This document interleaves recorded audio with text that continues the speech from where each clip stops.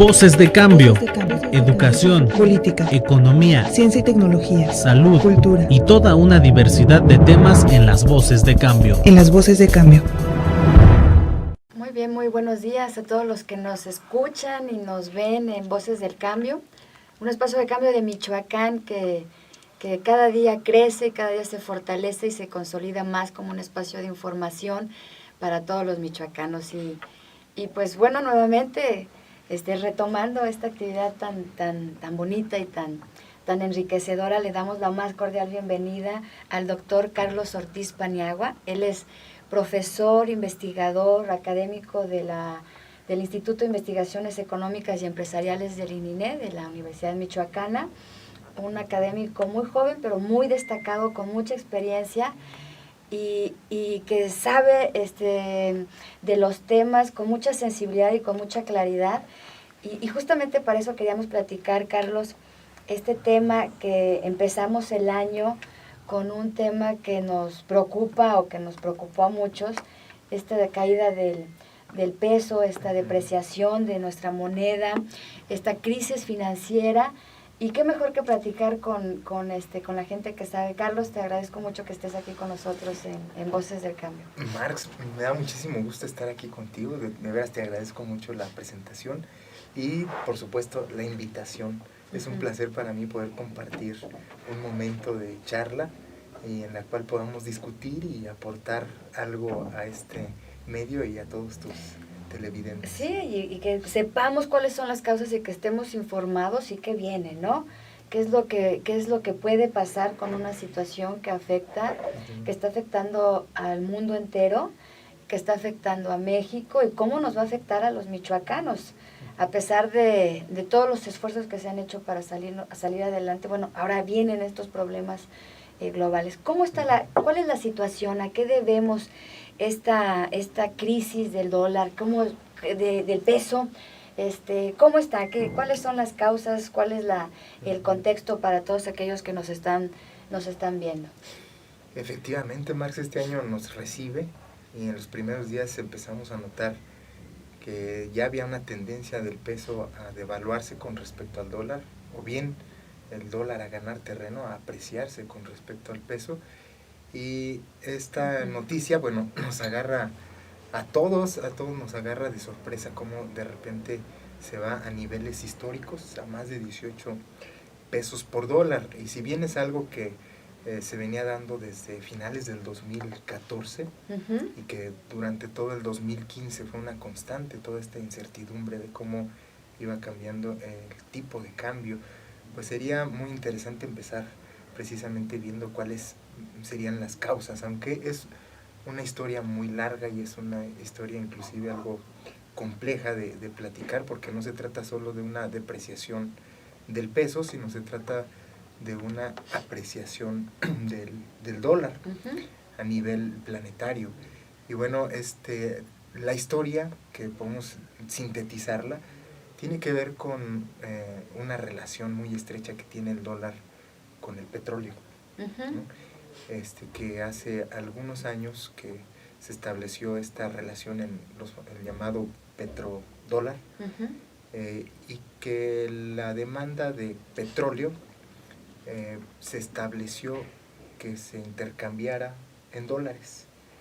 Esto trajo como consecuencia que el dólar se fortaleciera, dado que es la moneda de cambio internacional, en algo que le llaman el señoreaje del dinero, y aquel que emite el dinero tiene esos beneficios. Es decir, si a mí me cuesta $1 producir un billete de $100, pues obtengo $99 de ganancia, casi nada. Estos $99 de ganancia llegan a mí como país en mercancías físicas, en riqueza material. En este caso, la riqueza petrolera no se hace esperar, porque resulta que casualmente toda nuestra economía está petrolizada, y todo lo que tiene que ver con derivados del petróleo, pues lo tenemos día a día en la mayor parte de los bienes y servicios que utilizamos, que empleamos todos los días.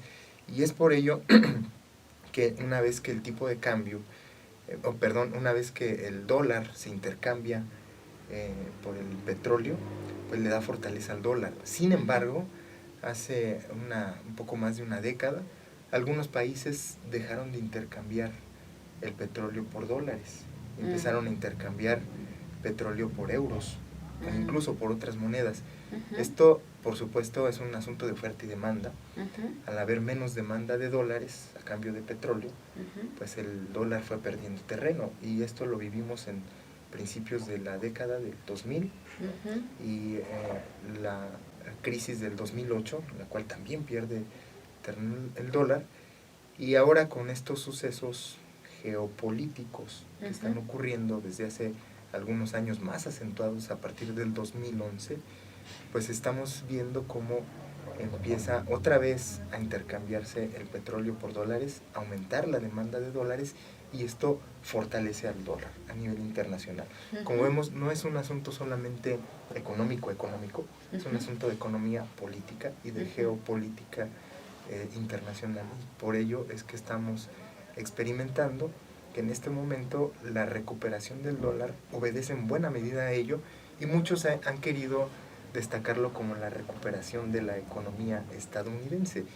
Y ahora sí le sumamos algo que se agrega a este panorama, que tiene que ver con el alza de las tasas de interés de la Reserva Federal. Y el dólar se convierte en un activo para invertir, siempre lo ha sido, y con un alza en las tasas de interés, pues es un activo más rentable, más seguro, y ante este escenario precisamente de incertidumbre global, pues muchos inversionistas deciden invertir en dólares, y esto otra vez aumenta la demanda del dólar, esto otra vez hace que el dólar se fortalezca. Le agregamos otro ingrediente más, que es el caso de la economía de China, la economía de China que se desacelera en los últimos 2 años, particularmente el año pasado, y se espera que este año también, y al desacelerarse demanda menos petróleo. Al demandar menos petróleo también hay una reducción de los precios del petróleo a nivel internacional. Esto agrega un poco más a la incertidumbre y se combina con el alza de tasas de interés que nos lleva a tener un tipo de cambio o un dólar que se fortalece, y bueno, nuestro tipo de cambio se devalúa. Carlos, dime, ¿están las monedas de, por ejemplo, en comparación con los países en América Latina, están sufriendo, padeciendo lo mismo que en México? ¿Cómo está Chile? ¿Cómo está Argentina? Bueno, Argentina. ¿Cómo están los demás países? ¿Están también teniendo estas repercusiones o solamente es México? Todos los países. ¿En gran o mayor medida, en menor medida? Digamos que solo el caso de Brasil ha tenido una devaluación mayor que la de México.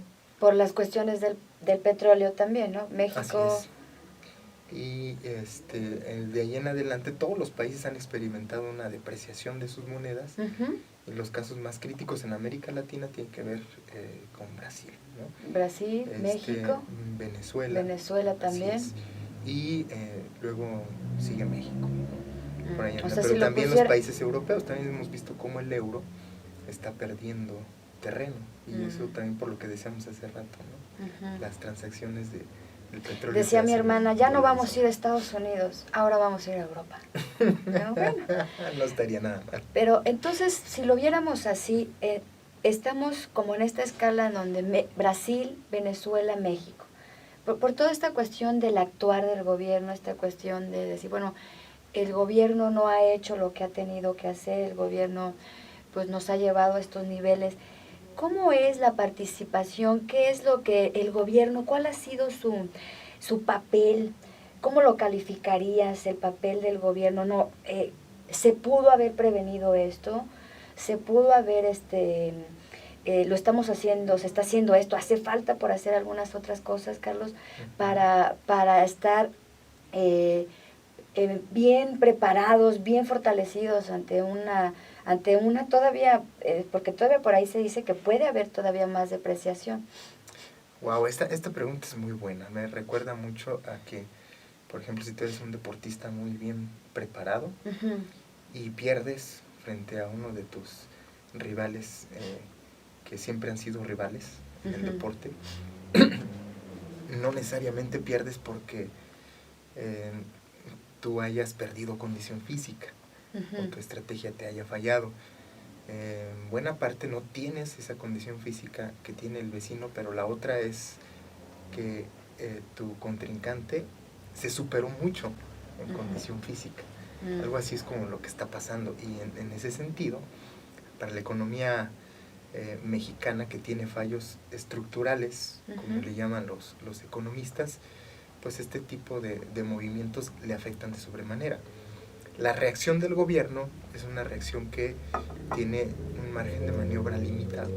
Es decir, para evitar que haya más incertidumbre, pues simplemente el gobierno oferta más dólares y extrae dólares de las reservas internacionales para evitar que haya una mayor depreciación o devaluación, en este caso ya de la moneda, y sin embargo pues no puede hacer más en el corto plazo, pero porque tenemos problemas de estructura fuertes, es decir, tenemos problemas en los cuales estamos importando cerca del 40% de lo que producimos.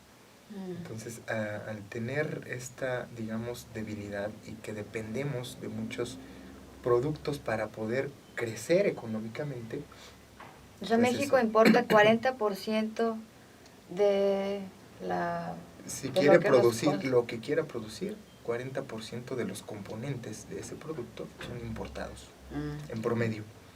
Habrá otras industrias en las que más, habrá otras industrias en las que un poco menos, pero ahí está. Y ahí entramos a la parte de las consecuencias, entonces, a la parte de cuáles van a ser los efectos, qué es lo que, cómo va a afectarnos esto. Hablando así en términos correcto. a los michoacanos. Es correcto.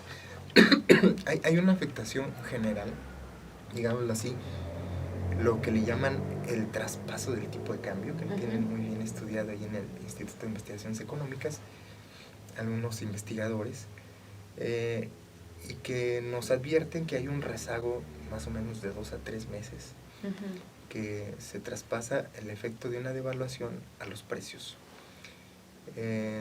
Aproximadamente en México, este efecto de traspaso es que por cada 10% de lo que se devalúa el tipo de cambio, aproximadamente un 2 o un 3% se va a la inflación. Sin embargo, esto es muy relativo.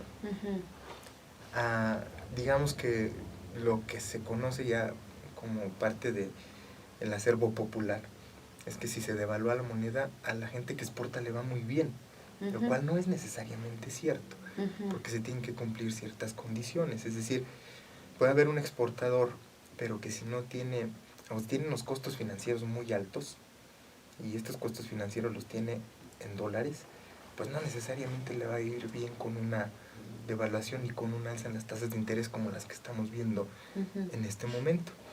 Por otra parte, si los componentes del exportador tienen o del producto que se va a exportar, están en un alto porcentaje, son importaciones, pues tampoco le va a beneficiar mucho. Es decir, para que seamos beneficiados por una devaluación, la mayoría de los componentes deben ser nacionales. Por ejemplo, algunos productores agrícolas aquí en Michoacán, ya en el caso particular, resulta que exportan, y cuando hay una devaluación pueden exportar más, lo cual depende también de la demanda potencial del país a donde se va a llegar y el tipo de producto. Si el producto es inelástico, es decir, si el producto aunque no baje de precio no cambia la demanda, pues no va a tener mucho éxito. Al contrario, si es elástico, si baja un poquito de precio y aumenta mucho su demanda, entonces sí le puede favorecer. Y si sus componentes son nacionales de ese producto, pues le va a favorecer más. Pero si los componentes, en el caso de algunos productores agropecuarios en Michoacán que exportan, muchos de los insumos son importados, entonces el beneficio se disuelve, se compensa. Y en el caso del turismo, porque también decían que podía ser una ventana de oportunidad, o otra ventana de oportunidad con esto, viéndolo positivamente. Es correcto. Bueno, vamos a ver cuáles son las cuestiones. ¿Qué, habría cosas positivas en este caso de esta... No en el corto plazo. Siendo realistas, siendo usualmente así crudo, sí, no, el turismo van a venir y claro, va a estar tan barato y va a ayudar mucho. ¿Cómo es en ese caso que Michoacán usualmente los paquetes turísticos que se venden se cotizaron ya hace algún tiempo. Entonces, en el corto plazo, en lo inmediato, no hay un efecto inmediato para los turistas. Sí hay un efecto ya después en el mediano plazo. En mediano plazo estamos hablando de unos 6 meses aproximadamente, y de ahí en adelante. Y esto es muy relativo porque también depende qué tanto decidan viajar los turistas. En este caso, los estadounidenses en el 2014 y en el 2015 redujeron sus expectativas de viajes en un 50%. Eso es a una México. cosa a México. Entonces, esa es una cosa que nos perjudica, porque aunque tengamos la oportunidad de ser un país más barato para viajar, muchos no deciden viajar, no solamente deciden viajar por los costos. Entonces, hay otras circunstancias que se suman a esta decisión de viajar. Y si está bajando la demanda por viajar a México, pues no necesariamente el turismo, aunque lo bajes de precio, va a traer más personas. ¿Qué podemos hacer? ¿Qué es lo que hay qué se puede hacer ante esta situación para los empresarios, para los productores, para los que se dedican al turismo, para los comerciantes, para al gobierno, qué están haciendo, para los tomadores de decisiones? ¿Cuáles son las perspectivas? ¿Qué es lo que se puede hacer, Carlos? En principio de cuentas, yo diría que se tendría que hacer una gran alianza nacional entre estos productores y oferentes de servicios, para que inmediatamente tengan una reacción para responder a estas circunstancias. Y en esa reacción puedan no solamente ofrecer paquetes más baratos, sino también promocionarse México como un destino turístico que, además de ser más barato, ofrece toda una gama de cosas que las tiene México, y que sin embargo en ocasiones no se conocen, algo que pudiera ser atractivo y que le pudiera sacar un poco más de provecho al asunto. Entonces aquí las cámaras juegan un papel súper importante. El caso de los productores también, creo que deben hacer como una alianza y en este momento ver cómo aprovechar esta oportunidad.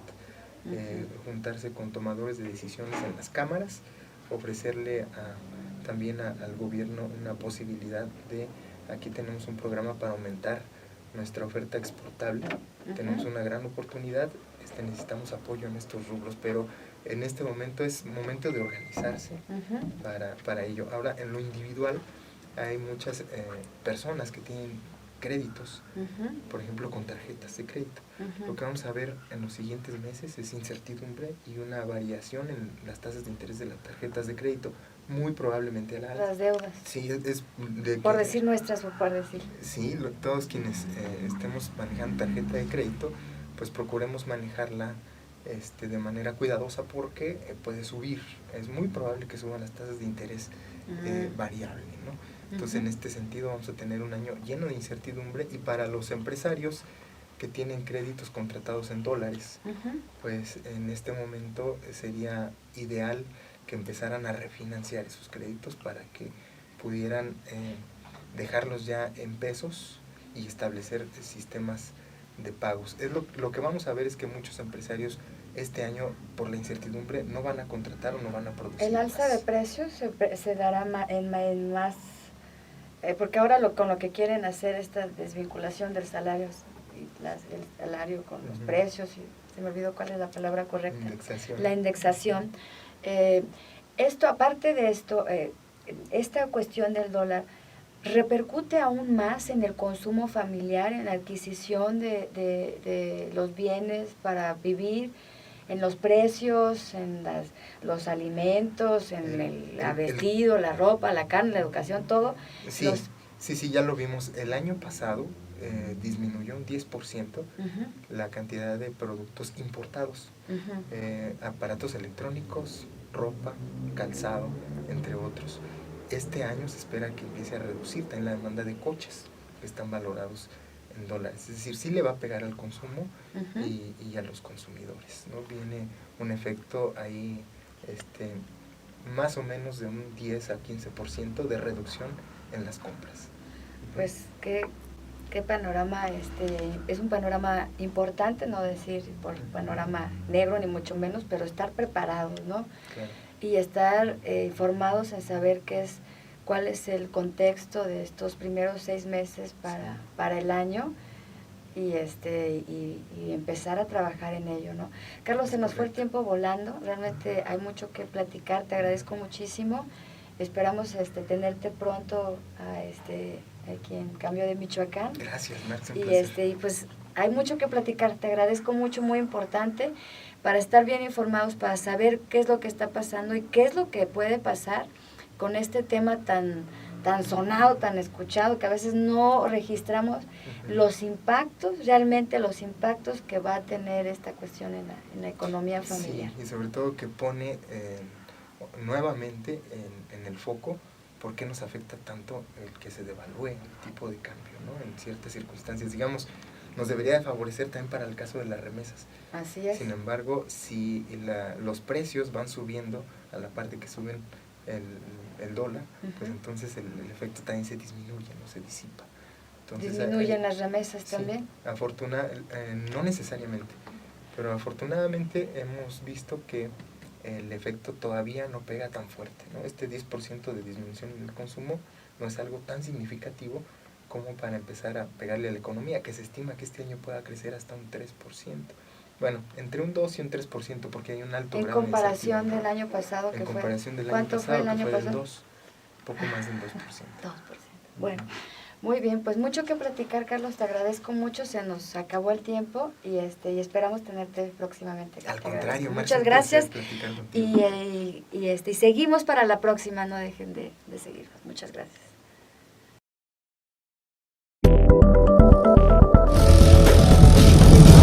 Voces de cambio, Voces de cambio. educación, Política, economía, ciencia y tecnología, salud cultura. y toda una diversidad de temas en las Voces de Cambio. En las voces de cambio.